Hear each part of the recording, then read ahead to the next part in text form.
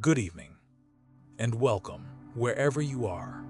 And whatever this day has asked of you, you can lay it all down now. The day is over. There is nothing more it needs from you. Nothing left to solve. Nothing left to carry into the night. So let us begin the way we always begin. With one slow breath, draw it in gently and let it go. Let your body grow heavy where it rests. Let your shoulders soften and fall. Let your hands lie still and open. Feel the surface beneath you holding all of your weight, so that you no longer have to hold any of it yourself. You do not need to stay awake for this. Truly, you do not. If sleep comes for you while the story is still being told, then let it come. And let it carry you off into the soft dark. You will lose nothing. The story is only here to walk beside you for a little while, down toward the quiet country of sleep. So we will not hurry. We will move slowly tonight.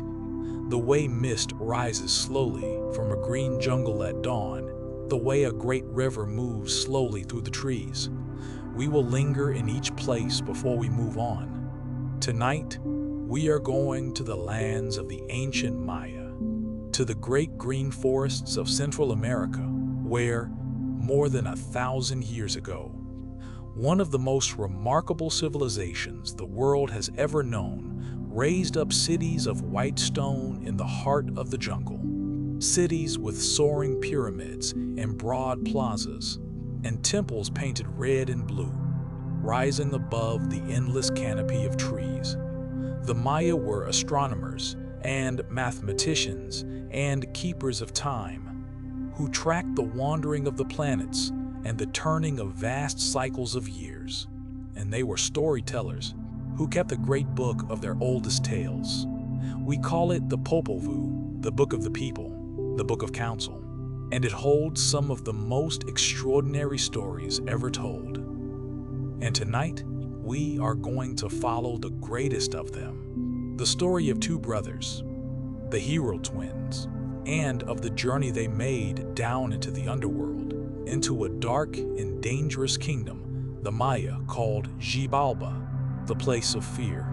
We are going to watch them outwit the very lords of death in their own dark halls, not by strength, but by cleverness and patience and courage.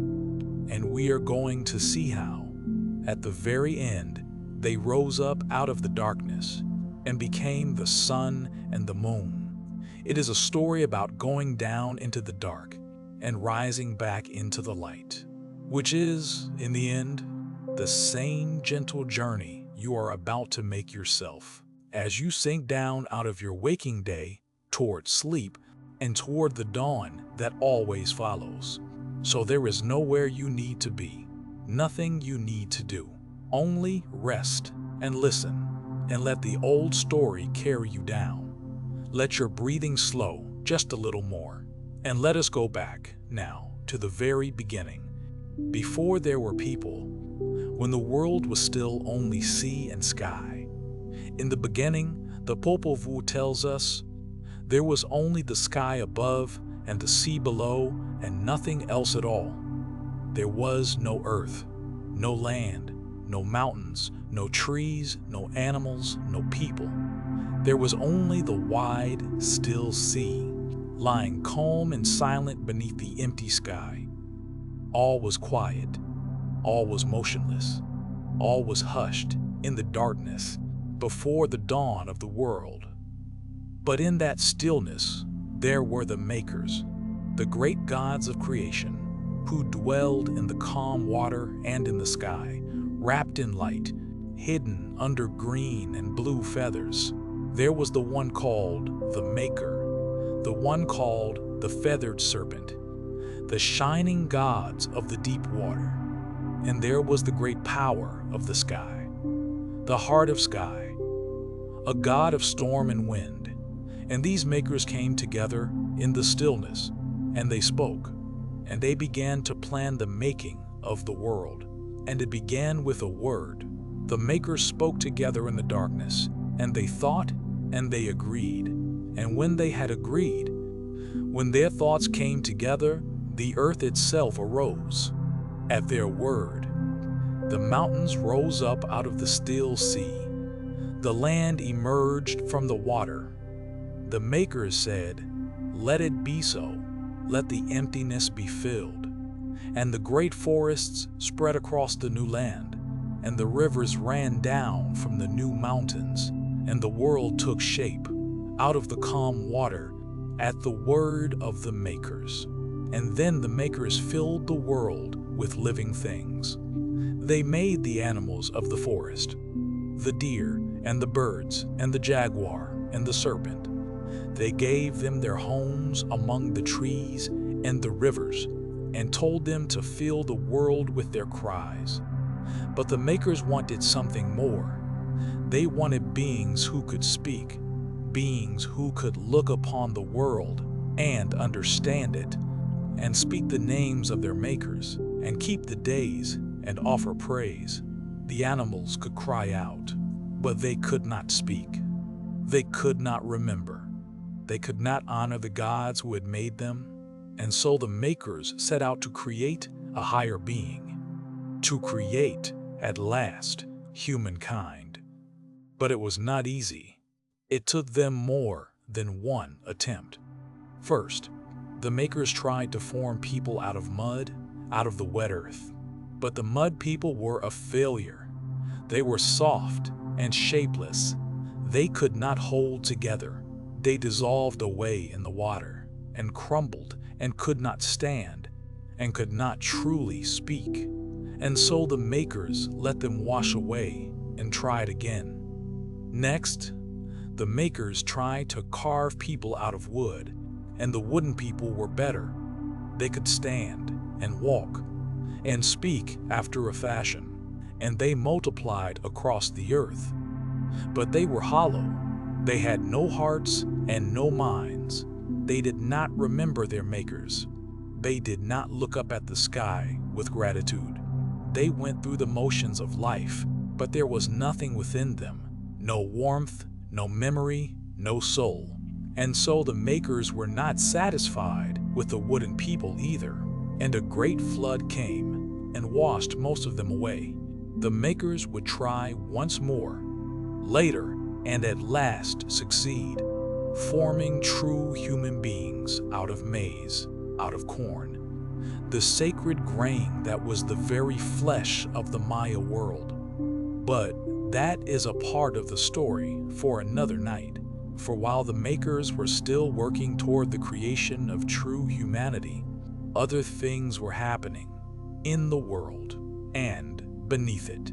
And it is to those things, to a pair of brothers in a dark kingdom below, that we now must turn. Beneath the world, the Maya believed, there lay an underworld, a vast and dreadful kingdom of the dead, deep below the surface of the earth. They called it Xibalba, which means the place of fear, the place of fright. And it was ruled by lords, dark lords, the lords of death. They were a fearsome company, the lords of Xibalba. At their head sat two great lords of death, and beneath them a whole court of lesser lords, each one a different kind of suffering, a different kind of harm. There were lords whose task was to bring sickness, and lords who brought sudden death, and lords who caused men to waste away, and lords who brought misfortune and ruin.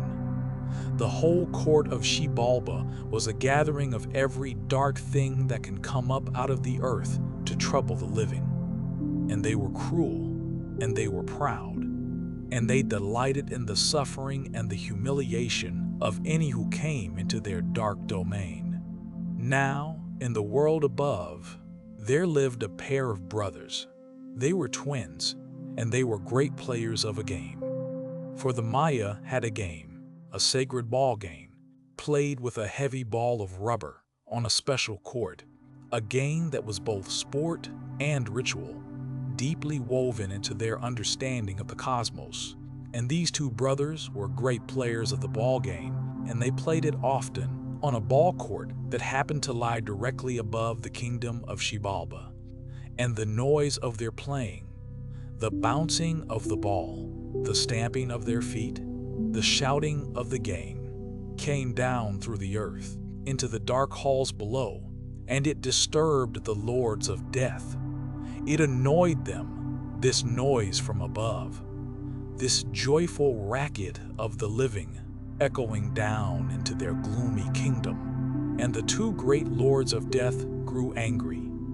"Who are these," they said, "stamping about over our heads, making such a noise with no respect for us?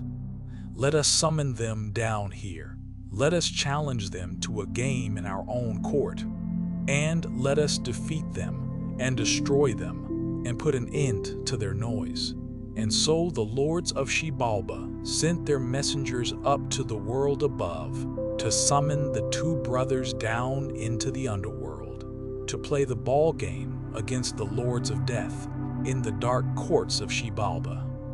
And the two brothers, when they received the summons, were afraid, as anyone would be. But they did not see how they could refuse a summons from the lords of death.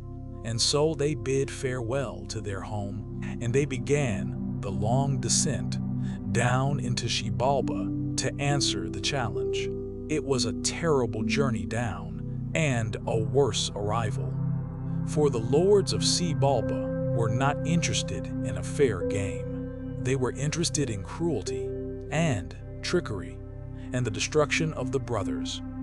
And the brothers, brave as they were not clever enough to see through the traps that the lords had laid for them. The two brothers came down the long road into Xibalba, and at once the lords of death began to test them and to trick them. For the road into Xibalba was full of dangers and deceptions. There were rivers to cross, rivers of blood and rivers of pus, and crossroads of different colors that led the unwary astray. And when the brothers came at last into the great hall of the lords of death, they were tricked again. For there, seated in a row, were figures that looked like the lords of Xibalba. And the brothers, being polite, greeted them and bowed to them. But the figures were only mannequins, carved dummies of wood, set up to fool them. And the real lords of death, hidden nearby, burst into mocking laughter to see the brothers bowing to lumps of wood. From the very first, the brothers were made fools of, and the tests grew worse. The lords invited the brothers to sit upon a bench of honor, but the bench was a burning hot stone that scorched them and made them leap up to the laughter of the lords. And then the lords sent the brothers to spend the night in the first of the dread houses of Xibalba, for Xibalba had within it a series of terrible houses, each one a different ordeal, a different trial of darkness and danger. And the brothers were given a torch and cigars, and told that these must be kept burning all through the night, but also returned whole and unburned in the morning, an impossible task. And when they failed, when the torch and the cigars were consumed, the lords declared that the brothers had lost the trial. And so it went, ordeal after ordeal, trick after trick, until at last the lords of Xibalba had what they wanted. They defeated the two brothers, and they sacrificed them, and they buried them beneath the ball court, and the head of one of the brothers, the elder, they cut off, and they hung it in the branches of a dead tree that stood by the road as a warning and a trophy. And a strange thing happened then. For the dead tree, which had never borne fruit, suddenly came to life around the severed head, and grew round fruits all over its branches, calabashes, gourds, so that the head of the brother was hidden among them, indistinguishable from the fruit. And the lords of Xibalba, marveling and afraid, declared that no one should go near that tree, and no one should pick its fruit. But there was a young woman in Xibalba, a daughter of one of the lords. Her name was Blood Moon, and she heard of the wonderful tree, and her curiosity drew her to it, despite the prohibition. As she went and stood beneath it, and looked up at the fruit, and the skull of the dead brother hidden among the gourds spoke to her, and it told her to stretch out her hand, and when she did, the skull spat into her open palm. And by that touch, by that strange act, the young woman became pregnant with the children of the dead brother. And when her condition was discovered, her father, one of the lords of death, was furious and ordered her to be killed. But Blood Moon was clever and brave.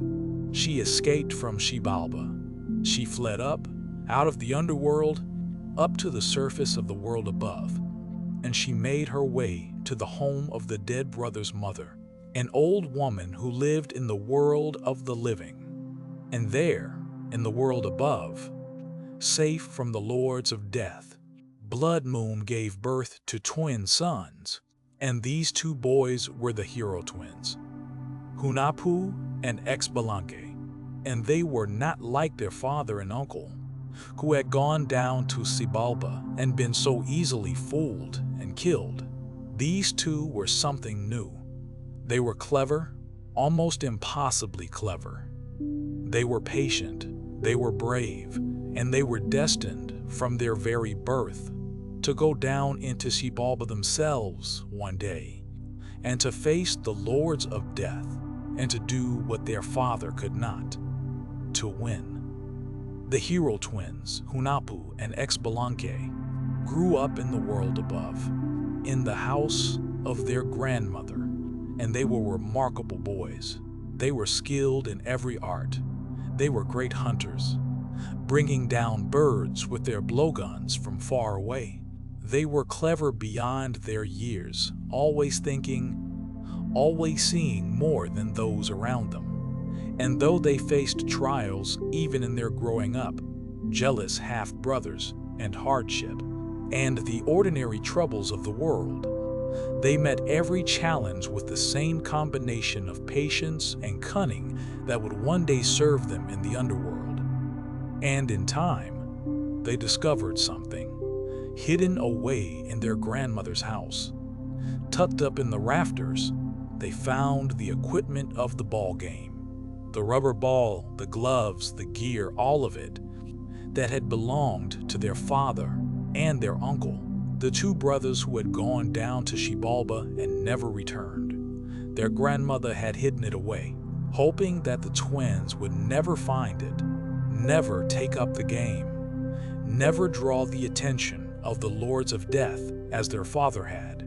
For she had lost her sons to Xibalba, and she did not wish to lose her grandsons too. But the twins found the gear, and they took it up, and they began to play the ball game on that same court that lay above the kingdom of Xibalba. And of course, the noise of their playing came down once more into the dark halls below, and once more it disturbed the lords of death, and the lords were astonished and angry. Who is this, making the old noise again, over our heads? We thought we had put an end to those players long ago, and when they learned that it was the sons of the brother they had killed, playing the very same game, in the very same place, their anger grew, and so did their unease. And so the lords of Xibalba did what they had done before. They sent their messengers up to the world above, to summon the hero twins down into the underworld to play the ball game against the lords of death. But this time, things would be very different, for the hero twins were not their father. They knew, more or less, what had happened to their father and their uncle.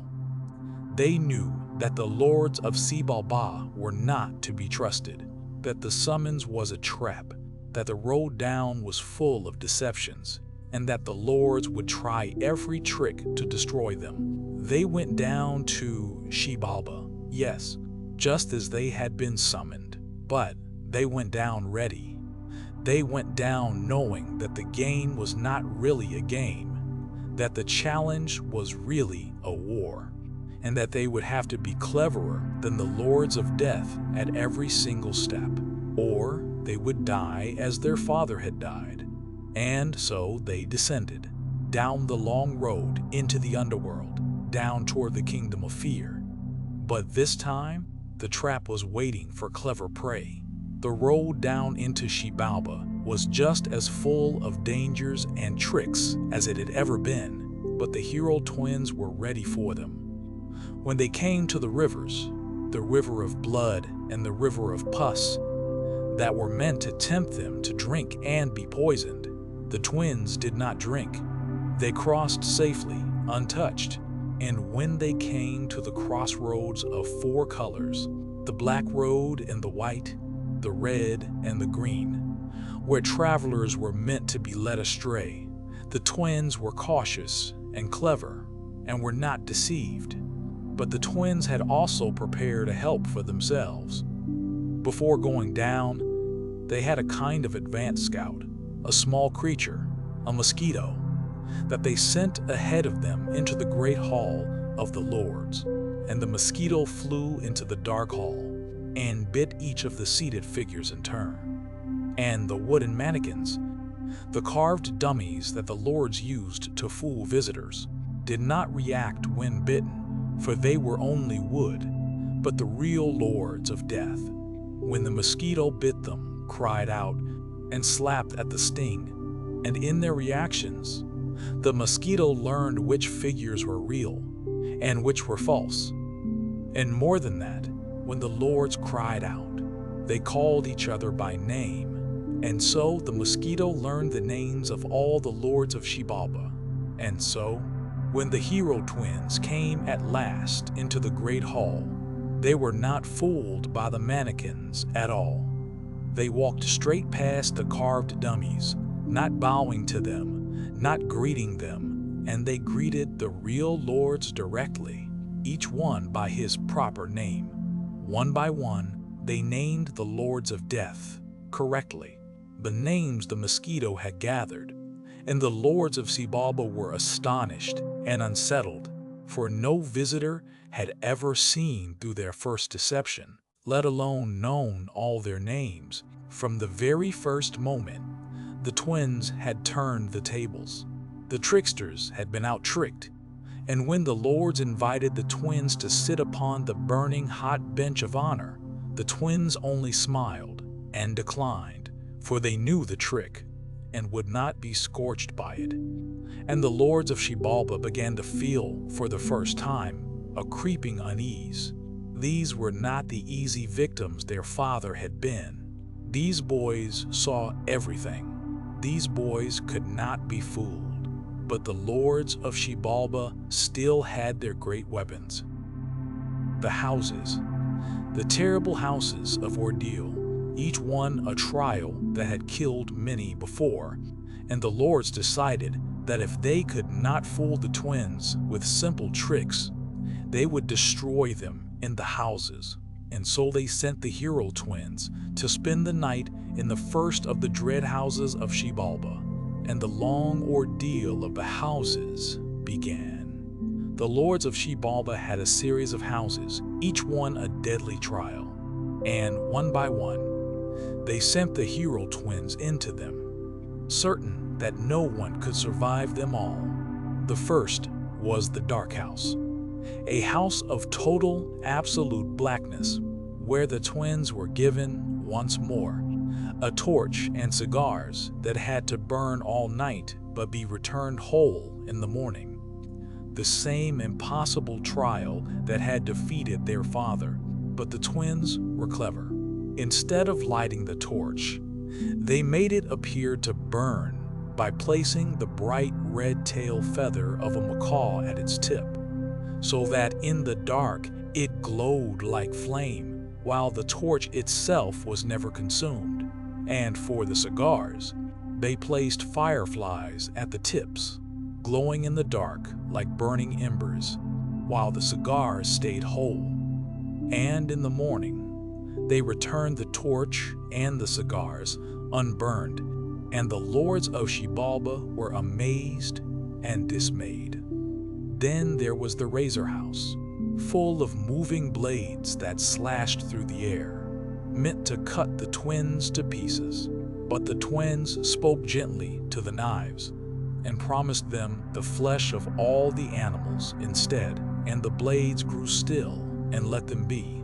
Then there was the cold house, a house of bitter, killing cold, of hail and freezing wind, where any ordinary being would freeze to death. But the twins kindled warmth and closed out the cold and survived the night unharmed. Then there was the jaguar house, full of ravenous jaguars that should have torn the twins apart. But the twins scattered bones for the jaguars to gnaw upon, and the great cats fell to fighting over the bones and left the twins alone. And in the morning, the lords looked in, expecting to find the twins devoured, and found them safe. Then there was the firehouse, a house of roaring flames, an inferno meant to burn the twins to ash. But the twins were not burned. They passed through the fire and came out whole and only laughed. And the lords of Xibalba grew more and more afraid. And then there was the last and most terrible house, the bat house, a house full of death bats, monstrous bats with blades for noses, swooping through the darkness. And here, at last, the twins met with disaster of a kind. For the twins, to protect themselves, climbed inside their own blowguns to shelter from the bats through the night. But near dawn, Hunahpu, one of the twins, put his head out of the blowgun just a little to see if the morning had come. And in that instant, a death bat swooped down and cut off his head. And the lords of Xibalba rejoiced, for at last they had struck a real blow. The head of Hunahpu was carried off and hung up in the ball court to be used in mockery as the ball in the next day's game. But Xibalba, the surviving twin, did not despair. He was clever, even now, even in this disaster. Through the night, he called the animals of the forest to help him, and from a gourd, a squash, he fashioned a false head for his brother, carved and shaped to look like Hunahpu's own. And the next day, when the great game was played, with Hunahpu's real head as the ball, Xibalba managed, through a clever trick involving a rabbit that drew the lords away at the crucial moment, to recover his brother's true head and to set it back upon his shoulders and to put the carved gourd in play instead. And Hunahpu was made whole again. And the twins, against all odds, won the game. The lords of Xibalba were now deeply afraid. They had thrown everything at the twins, every trick, every house, every ordeal, and the twins had survived it all, and even triumphed. The lords of death had never faced anything like this, and now the twins prepared to do something that would end the power of Xibalba forever. The hero twins knew by now that the lords of Xibalba would never stop trying to kill them, and so they devised a plan to end the matter for good, a plan that turned the lords' own cruelty against them. The twins knew that the lords intended, finally, to burn them to death in a great oven, a pit of fire. And the twins, in their wisdom, decided not to resist this, but to allow it as part of a deeper plan. They allowed themselves to be thrown into the fire, and they died, and their bones were ground up and scattered in the river as the lords thought, to be rid of them forever. But the twins had foreseen this, and they had arranged beforehand for their own return. For after their bones were cast into the water, they came back. First they reappeared as strange creatures, and then, in time, they took on the form of two wandering performers, two ragged dancers and miracle workers who traveled about doing wonders unrecognized, and the wonders they performed were astonishing. They could burn a house and make it whole again. They could sacrifice a creature, cut it utterly to pieces, and then bring it back to life unharmed. And most amazing of all, one twin could sacrifice the other, cut him entirely apart, and then restore him alive and whole, to the wonder of all who watched. And the fame of these two miraculous performers spread even down into Xibalba, and the lords of death, hearing of these wonders, were filled with curiosity. They summoned the two performers down into the underworld to perform their miracles before the lords of death themselves. They did not recognize them. They did not know that these were the very twins they had burned. They only wanted to see the marvels. And the twins performed. They danced. They burned things and restored them. And then they performed their greatest wonder. One twin sacrificed the other, cut him apart entirely, and then brought him back to life, whole and laughing. And the lords of Xibalba were beside themselves with delight and amazement. "Do it to us," they cried. "Sacrifice us and bring us back to life. We wish to experience this wonder. Sacrifice us and restore us as you did the other." And this was exactly what the twins had been waiting for. For the two great lords of death, in their eagerness and their pride, asked to be sacrificed so that they might be brought back to life and feel the wonder of it. And the twins agreed. And they sacrificed the two great lords of death, cut them apart, just as they had done in their performance. But they did not bring them back. The lords of death had asked to be killed, and the twins killed them, and then simply did not restore them. The greatest lords of Xibalba, the rulers of the kingdom of fear, were dead by their own foolish request and would not rise again. And when the other lords of Xibalba saw what had happened, that their two great lords were dead and would not return, they were filled with terror, and they fled and surrendered and begged for mercy. And the power of Xibalba was broken forever. The lords of death were humbled. Their cruelty was ended. From that day, the Maya believed the lords of Xibalba were diminished, no longer able to claim and destroy the living as they once had.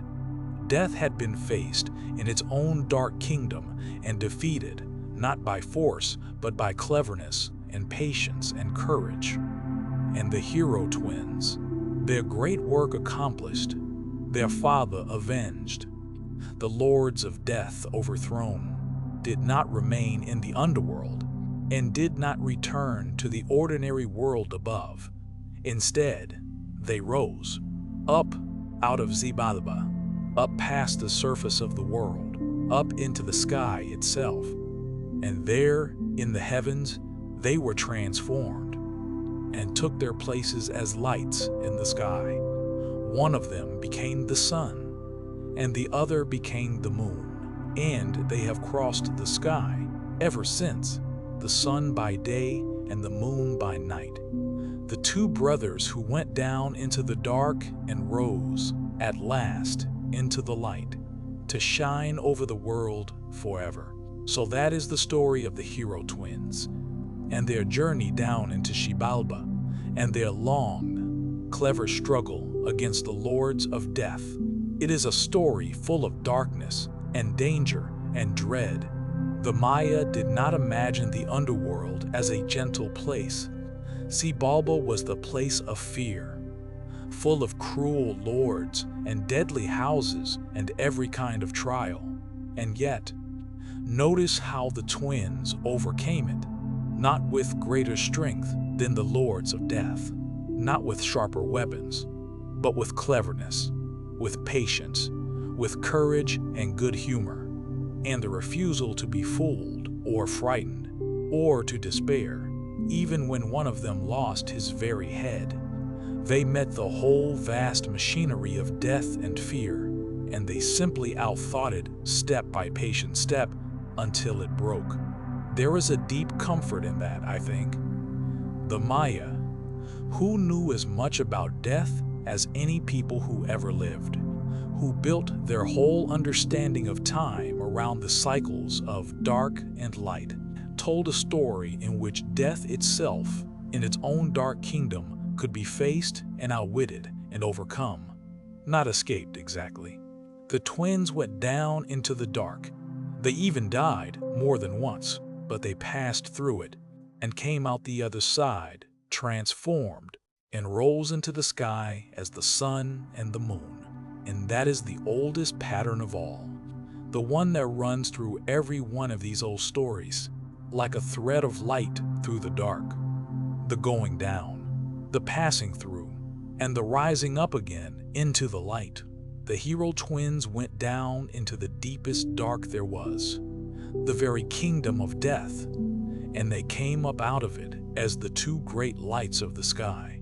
The descent became the dawn, and your sleep tonight is the gentlest possible version of that same ancient journey.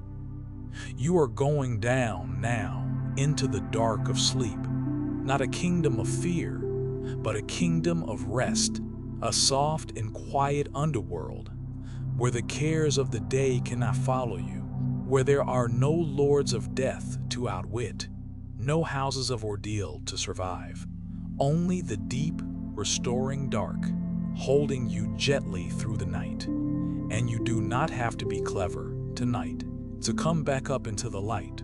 You do not have to outwit anything or survive any trial. You have only to rest and let the dark hold you and trust that the morning will come, for it will.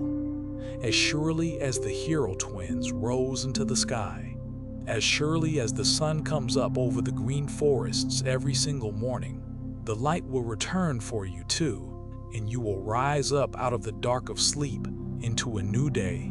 So let yourself go down now into that gentle dark.